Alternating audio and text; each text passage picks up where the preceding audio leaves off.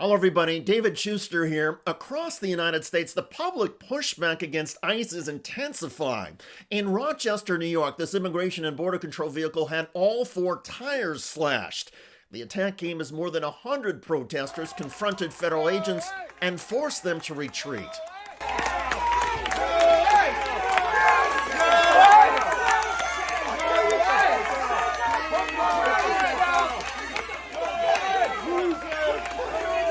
The agents had tried to arrest residential construction workers, but neighbors and activists, including Rachel Barnhart, who recorded this, heard about the raid and swarmed the site.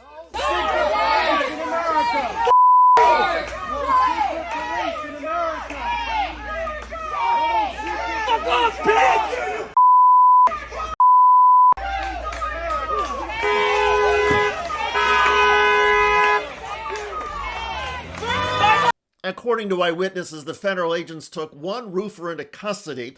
Two other workers and their boss stayed on a roof and avoided apprehension because neighbors blocked ICE agents trying to climb up a ladder. Quote, Clayton Baker, a local roofing contractor, identified the arrested roofer as Chino, whom he said had legal authorization to work and had been in the United States for 25 years. They took my best worker that's been working with me for 5 years and just basically, see you later, you know? He's a family guy, and he's got a baby on the way. He's never even had a speeding ticket that I know of. He goes to church every Sunday, and he pays his taxes. But you want to come get him off of a hard-working job? It's bull. And it's inhumane, and it's sad. The quick protests against ICE came thanks to a local Facebook group called Rochester Rapid Response Network. Because of the site, text chains, and emails, activists quickly spread notifications about the raid, prompting demonstrators to arrive within minutes. Several people brought signs, including "No ICE" and "Kidnapping is still illegal." Other people chanted.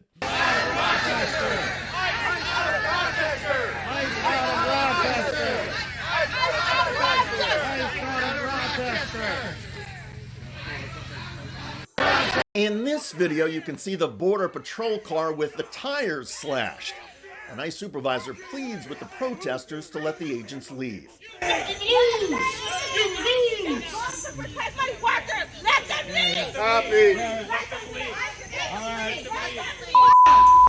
According to the Trump administration's own data, more than 90% of the people arrested in these nationwide deportation raids have never been charged with a violent crime. Their only record is from either crossing the border illegally or seeking asylum. Protesters say it's one thing to target violent criminals, as Donald Trump promised, but in reality, the Trump administration has been rounding up and deporting hardworking immigrants who pay their taxes, obey the laws, and contribute to their communities. And every week, it seems, there's another story of masked agents without a warrant arresting people on citizenship suspicions alone. In Florida recently, ICE arrested a worker from Ireland who was not allowed to show he had all of his proper visas. The man described his arrest and the detention conditions. I was on my way to work, which I did every day. I cycled every day, and I was arrested by an ICE officer and kind of kidnapped, I guess, off the street, and taken to Chrome Detention Center. A lot of things that either happened to me and happened to others. There was a guy that had been asking for his medication for days for his heart, and when we were out in the rec hall, he dropped dead of a heart attack in front of everyone. They kind of just moved us all away from him, but it's something that I'm never ever gonna forget. You know, it's ingrained in my head. Yes, he watched a man die from a heart attack because the detention center refused medications. The horror stories about arrests and detention seem endless. Even people who have been in the United States for 30 years and have sons and daughters who served in the U.S. military have been swept up. Recently on MSNBC, host Mika Brzezinski tried to get a straight answer about Trump policies from border czar Tom Homan. I'd love some transparency as to why a lot of these people have been disappeared. You say you have data. We would love to see it. The American people should see this data. Well, here's the rhetoric again, right? You just meant disappeared. That is a ridiculous thing to say. Why? Because ICE is doing the same thing we've done for decades. But because of the last 4 years, ICE wasn't allowed to enforce the law.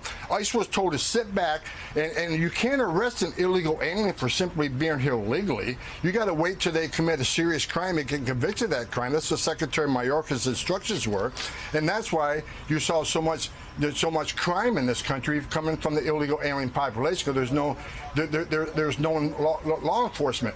Actually, there is law enforcement, and the federal government's own law enforcement data shows that the rate of violent crime among migrants and undocumented immigrants is less than the violent crime rate among U.S. citizens.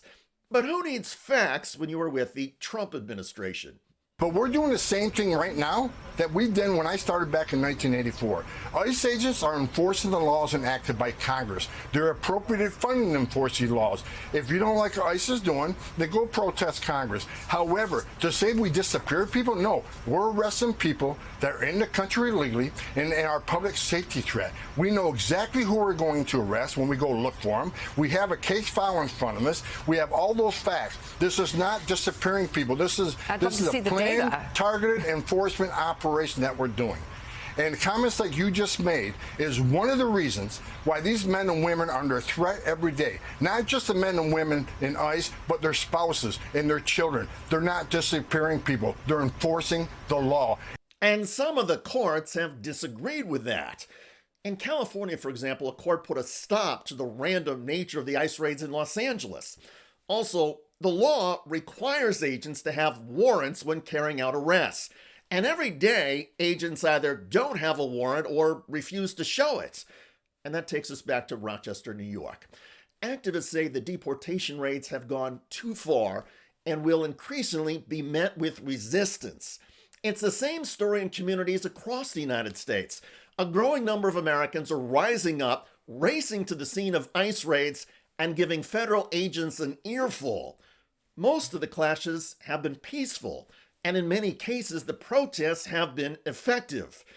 The Trump administration may ratchet up these deportation raids, but public anger is growing, migrant worker supporters are getting better organized, and the effort to take America back from Trump's authoritarianism and tyranny is inspiring. By the way, a Trump energy nominee at a Senate hearing recently whiffed and got humiliated to her face. Testifying at a Senate committee hearing, that is attorney Laura Sweat. She's been nominated by President Trump to serve on the Federal Energy Regulatory Commission, and Sweat is about to make a fool of herself under questioning from Maine Senator Angus King. Ms. Sweat, what's the cheapest form of electricity generation today in the country? Thank you for the question, Senator. I have not looked into that issue, but I am happy to look into it and answer any questions. Well, I'll help you. It's wind and solar by a mile, by a factor of 2. Do you know, let's take a case study, Iowa. Any idea how much wind power supplies to the economy of the electricity supply of Iowa? No, sir, I don't know those specific numbers. 60%.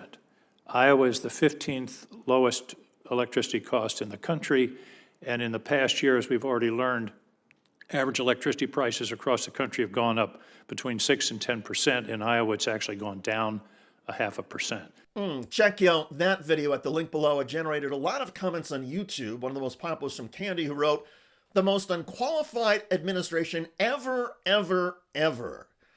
I hear you. I look forward to reading your comments about ICE agents getting stymied and shamed in Rochester, New York. I'm David Shuster.